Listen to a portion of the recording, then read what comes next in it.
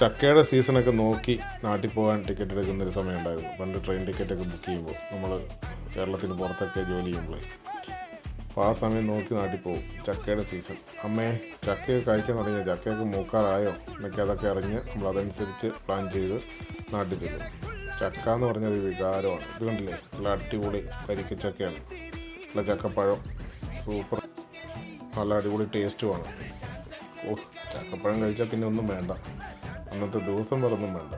പണ്ടൊക്കെ എന്ന് പറഞ്ഞു കഴിഞ്ഞാൽ നല്ല നല്ല ഒന്നൊന്നര ചക്കയായിരുന്നു. ഇപ്പോൾ ഇതെല്ലാം ചെറിയ ചക്കയാണ് സാധാരണ, അല്ലേ? അതൊക്കെ ഇങ്ങനെ വെട്ടിമുറിച്ച് ഇങ്ങനെ ചുള ഒക്കെ ഇങ്ങനെ എടുത്ത് കുരുവ കളഞ്ഞ് ഇങ്ങനെ മുറിച്ച് നമ്മുടെ അപ്പനും അമ്മയ്ക്കൊക്കെ കൊണ്ടുപോയി കൊടുക്കുമ്പോൾ ഉള്ളൊരു സന്തോഷം ഉണ്ടല്ലോ.